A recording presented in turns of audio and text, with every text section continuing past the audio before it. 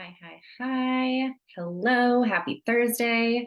I wanted to do a live today on the woman who feels overworked and underloved in relationships. So if you feel like that's you, go ahead and type a one in the chat. And if you're here with me live, let me know that you're here. And if you are watching the replay, go ahead and hashtag replay. I've been giving away some free calls on my lives lately, and I've been freaking loving it. And so if you want to win one of these free calls, type winner in the chat or in the comments, and you'll be entered to win in the draw. So for most of my adult life, teen life, I was always the woman who would overwork, overgive, overdo, over accommodate in order to get somebody to love me. And so I always felt emotionally exhausted. And the thing is, we shouldn't be feeling, as a woman, we shouldn't be feeling emotionally exhausted in relationships. We shouldn't be overexerting ourselves. And when we do this, it comes from a place of not being enough as I am, right? So that unworthiness wound. And the key to this is, and I know it's easier said than done, is who we are is enough. We get to decide that who we are is enough just by your quirks, your flaws, your humor, your you being you is completely enough. Everything that you're doing is already enough, right? And so I did not understand this concept for the longest time because I felt like if I didn't accommodate somebody else, if I set boundaries, if I didn't overgive to them or say yes to the things that they wanted me to do by not abandoning myself or by abandoning myself, I thought that I could earn somebody's love. Does that resonate with you? If you feel like you have to abandon yourself, your wants, your needs in order to be easy for somebody to love. I didn't have any wants. I didn't have any needs. I was always like the cool girl that just went along with whatever, right? And all that got me was situationship after situationship after situationship. It got me into narcissistic relationships, abusive relationships. And I always felt so freaking broken afterwards. Like I gave him everything. I gave him everything. That was always like my feeling afterwards. I did so much for him. I gave him everything. And we're not supposed to give somebody, all of us, if it means that we're abandoning ourselves, right? Like our relationship should feel like very mutual give and receive in the relationship, right? And so what I want to share with you is a little story that can kind of help you see how we can stop overworking for love. And so maybe you've heard this story before. I have no idea where it originated from, but I'm pretty sure, like, I don't know, I read it somewhere. But when I read this, it really hit home for me. So there's a story of this competition between the wind and the sun. And this guy is walking down, and I'm telling my version of the story. So there's this competition between the wind and the sun. And there's a guy walking down a path, and the wind tells the sun that I am going to get this guy to take his jacket off first. So the wind starts blowing and blowing to try to blow this guy's jacket off, right? And so the harder the wind blows, the tighter the guy is holding on to his jacket, right? And so the wind continues to blow, and the guy's holding on tighter and tighter and tighter and tighter, and he's not getting that jacket off, right? So the harder the wind blows, the tighter the guy's holding on. He's going like this. He's making sure that his jacket is wrapped around him tight. And so the wind finally gives up, right? And so the sun is like, okay, let me give this a try. The sun starts shining brightly as the sun does. The sun's just being the sun. It's not doing anything extra. It's not trying to overexert itself. It's just like, I'm going to shine so brightly and do what the sun does because that's who I am and that's what I do. And guess what? The guy took his jacket off because he was hot. So in this analogy, in this story, you see that the harder that we try, the more resistance we create. The harder you try in relationships, the harder that you try to get somebody to love you, the more that you try to get somebody to see your worth, the more that you try to get this relationship or to get this person to see you or value you, the more resistance you're going to create, right? And so by us being who we are, we're all born with divine gifts. And I did not understand that. I was like, there's nothing special about me. I don't have anything to, I have nothing that makes me unique. Why would he choose me over somebody else, right? And so we're all born with these divine gifts. We're all born with something that like, there's nobody on this planet that can do things like you do them. You have a unique sense of humor. You have a unique sense of style. You have a unique way of thinking about things. And you having that unique way of you being you is absolutely enough for somebody to see that and want to love you for it. And so all the things that I used to think about myself that were wrong, like my humor, I was always like, I swore too much, or I was too sexual, or whatever it was that was or I was too fat, I was too skinny, I didn't work out enough, or I worked out too much, or whatever it was that I did, it was never enough for the person that I was dating. They always wanted to change me. And I actually had a conversation about this with my boyfriend the other day. We had this like really beautiful date night that I planned. It was like this cute surprise.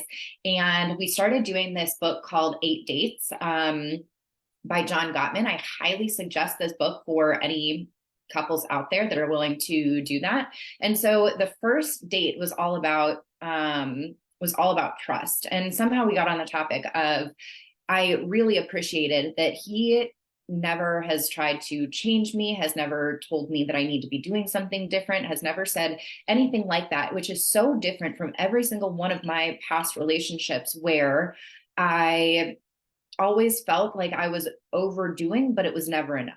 Right. And so the people that I would date, they would say that I wasn't fun enough. I remember my daughter's father would always tell me how boring I was. And that was like a fear of mine for a really long time, that I was boring. And then I heard that I had too high of a sex drive, or I heard that my humor wasn't funny, or whatever it is. They would tell me that in my last relationship, I was dating a dietitian, and he said that I needed to work out more, that I needed to change my diet and all this stuff. Right. And so that came from, I attracted people like that because I didn't believe that I was enough as I was, that I needed to do something outside of myself to be good enough to earn somebody's love. And what I decided and what I came to learn about myself through self-development and through self-reflection and self-discovery and healing even deeper and further all the time was that there were so many parts about myself that I was rejecting because of course, childhood conditioning and because of the trauma that I experienced in my past relationships. And when I decided that I actually really, just by being myself, I bring so much to the table. That doesn't mean that I'm overgiving, over accommodating, or overextending. It just means that I bring so much to the table just by being me, just by showing up as myself. I bring fun, loyalty, deep conversation. I bring emotional intelligence. I bring good conversation. I bring excitement. I bring sexy time, like all of these amazing things about myself, just because I like to do them. And because that's who I am at my core, that's enough. And by being that type of person and exuding that just by being me, I was able to attract somebody that was enough for. But first I had to decide it was enough for myself, right? And so what we need to decide for ourselves is that we need to figure out, first of all, who we are and all of the amazing qualities about ourselves, where we're overgiving, where we're overextending, where this unworthiness wound comes from, and then being able to decide that this is enough. And I know it's so easy for me to say, like, oh, just decide. But it's not one simple decision. It is a series of decisions that you make once you've decided. So once you've decided that who you are is enough, what you're doing is enough, and that's the way that you are going to show up, then all of these decisions afterwards are based on that decision. And so where do I overgive in love? Do I feel like once I start to like somebody, I start cooking, cleaning, doing their laundry, running their errands for them. I worked with this woman who that was kind of her thing. The moment, she went on a date with somebody, she was over there baking cookies for them and asking, what errands they need ran, or, how can I help you in this way? And it all came from, I'm not enough as I am. So we really have to get clear on what are the behaviors that we're doing where we're overextending. So you can reflect on that. You can type it in the comments. But I know for myself, I would always go to the guy, right? So in all of my relationships, I always felt like instead of like them coming to me, I would go out of my way to drive to them, to accommodate their schedule, to make things really easy for them, because I was scared that if it wasn't easy and I wasn't consistently giving and giving and giving, that I would get rejected, that I would get abandoned. And guess what? I got abandoned anyway, because immediately when we do that, when we start over giving, we lose respect for ourselves. And then the person that we're talking to or dating or in a relationship with, they start to lose respect for us. Does that make sense? Where if we are in this place of overextending, always doing the legwork in the relationship, the person's going to feel that energetically. They're going to feel that you don't feel like you're enough as you are. And they're going to look at that and say, why isn't this person respecting themselves? They're not going to say it consciously in their head, mostly, but they're going to see by the behaviors. Why are they bending over backwards? Why are they doing this? Why are they doing that? It's because they don't respect themselves. And immediately, just by you doing that, the respect that somebody has for you goes down.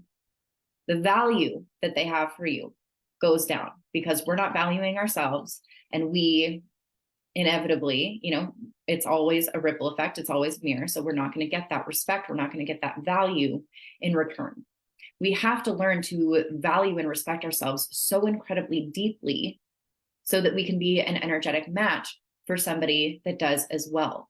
So what I'd love for you guys to do is, and you don't have to if you don't want to, but I know that this is, the kind of homework that I give my clients, is I want you to write down where you overgive, where you overextend, where you're doing the legwork in your relationships.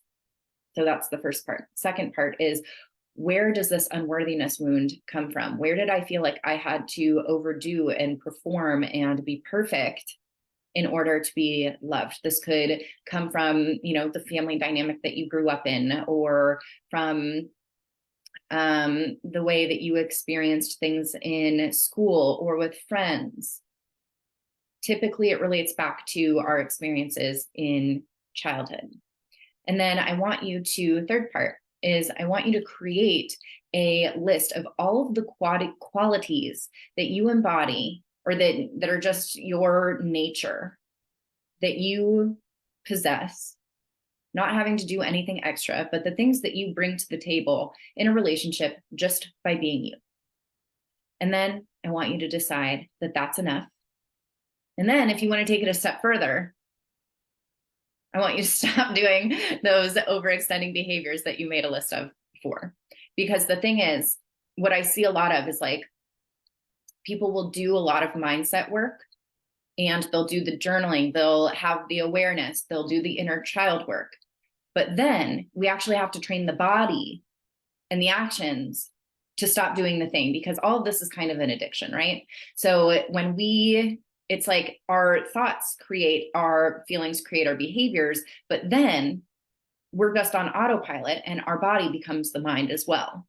And so we've got to actually stop doing the behaviors that we have the awareness around, right? We can't mindset our way out of that. So if you want to take this a step further, then you can say, okay, these are the behaviors that I am doing that aren't getting me what I want. And so what am I going to replace that with? Because if we're going to take away something, we have to replace it with something. So if you are somebody who's always trying to make plans with the guy who's not choosing you. If you're constantly reaching out and saying, hey, do you want to do this with me? Do you want to do this with me? Do you want to do this with me? The opposite behavior of that is not extending an invitation, right? And so instead, when I want to reach out to this guy who isn't choosing me and I want to make plans with him, or I want to go hook up, or I want to, have him come over, instead, you're going to feel that feeling. You're going to say, this is where I'm overextending myself and where I'm trying to work for him to see me and love me. And so instead, I'm going to reach out to a friend or a family member, and I'm going to reach out to them, somebody who chooses me instead, and make plans with them. Or I'm going to have a nice date night for myself, and I'm going to take myself out to dinner and then do a face mask or something like that, right? And so we've got to pick this behavior, and every time we want to go out and do the other one, we're going to give ourselves love and compassion. We're going to feel that I want to do this because I don't want to feel rejection. I'm doing it to avoid the feeling of rejection. I'm doing it to avoid the feeling of discomfort. I'm doing it to avoid the feeling of loneliness. And I'm going to feel through that. And then I'm going to do this behavior that is congruent with the type of relationships that I want to have. If I don't want to overwork for love anymore, and if I don't want to be underloved anymore, then I've got to do something that's congruent with the type of person that would have healthy, loving relationships where they're being pursued, right? So I hope that this little quick live was helpful for you. I hope that story was helpful for you, because that was like something that really just opened my eyes, where the harder we try, the harder we push, the harder we work, we're pushing love away. We're pushing men away. We're pushing high caliber suitors away. We want to be the sun. We want to radiate our beauty. We want to radiate our magnetism. We want to radiate the qualities that we already have. And so I have a really special offer that I have not announced to the public yet, but I mentioned the other day that I am just so fucking confident in my ability to help change women's lives and relationships. I've been doing it for years. My clients get really, really amazing results very, very quickly. And so if you want to get the first dibs on this offer, because there's only going to be limited spots, then put a comment, just say me in the comments, and I will DM you. All right, everyone. I hope you have an amazing day. Bye.